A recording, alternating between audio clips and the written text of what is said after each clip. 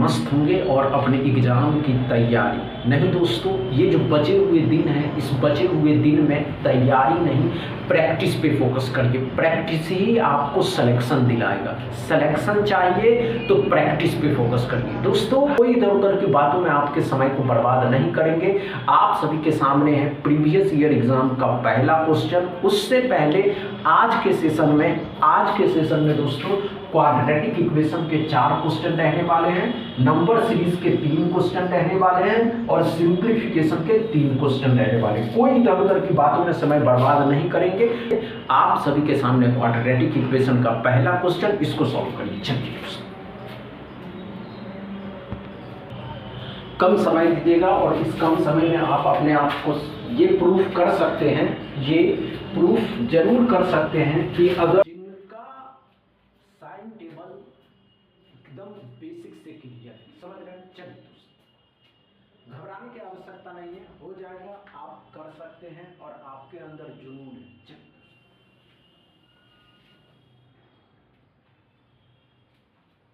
हुआ या नहीं हुआ? नहीं दोस्तों,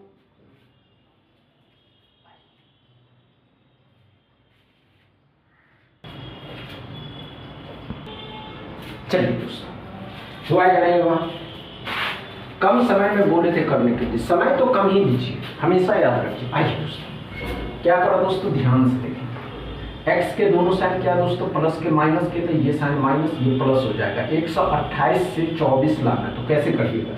128 अगर किसी एस्पिरेंट को नहीं हो रहा है तो इसको द्विखंड कर दीजिए। कैसे? 4 से कर देते हैं, 4 दिया 12, 4 दूनी 8, 16 कर दीजिए।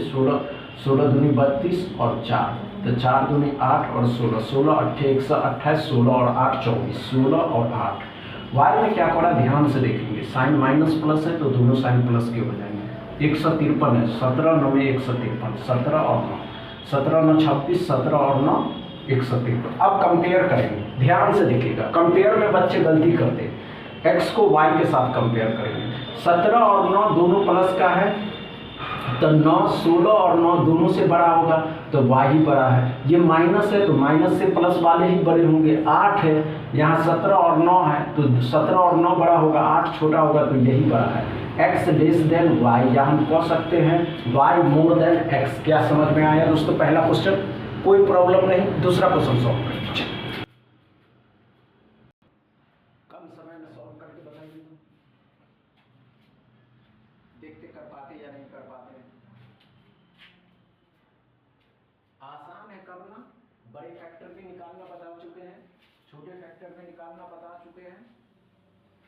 बस आपको समझना होगा कि कैसे सॉल्व करते हैं। किसी भी क्वेश्चन को सॉल्व करना बहुत आसान है, बस एस्पिरेंट समझ नहीं पाते।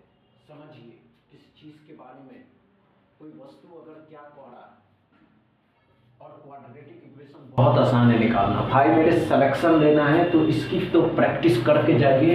20 नंबर सिर्फ स्पीड मैथ में पूछे जाएंगे, 20 में 20 लाना है तो फुल प्रैक्टिस करके जाइए, तभी सिलेक्शन होगा। समझ रहे हैं? नहीं बा दोस्तों, इतना समय नहीं लेना, वो भी क्वाड्रेटिक इक्वेशन।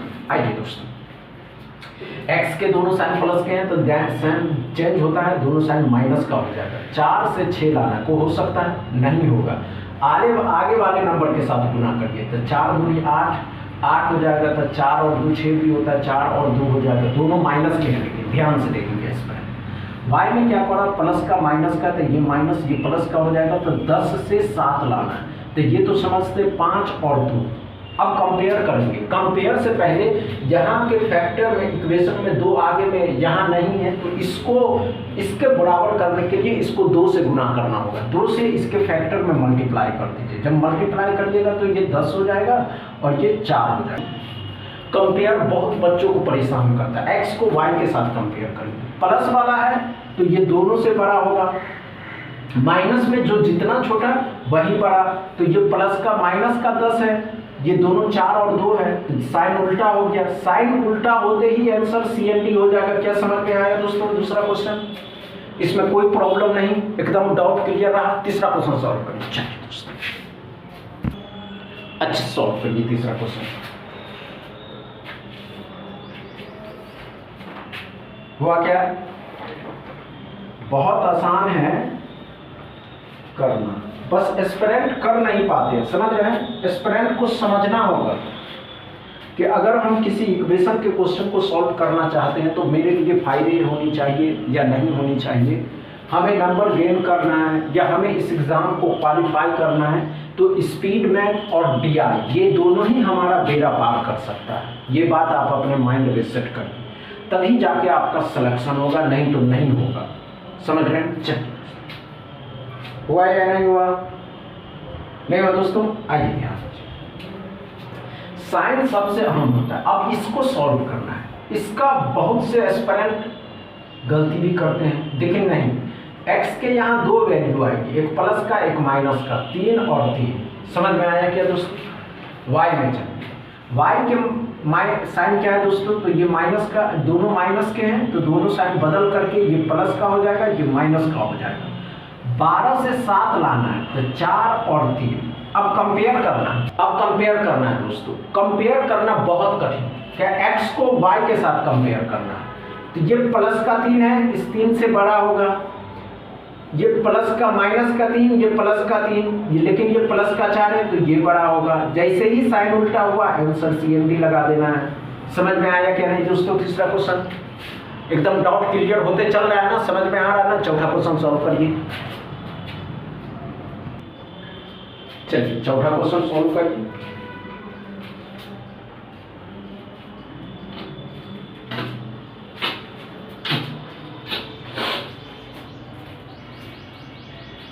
नहीं हुआ दोस्तों?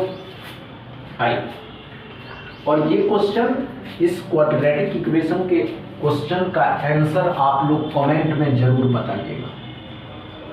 ये आप सभी के लिए है होमवर्क मेरे भाई, ये आप सभी के लिए है होमवर्क, और इसका आंसर कमेंट में बताइएगा।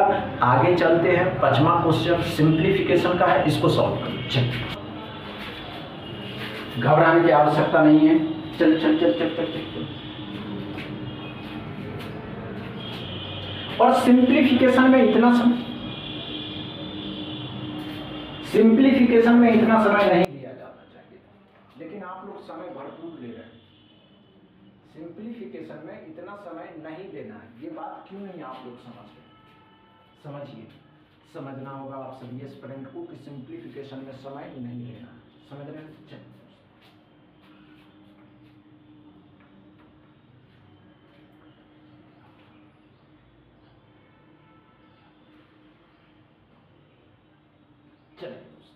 हुआ या नहीं हुआ?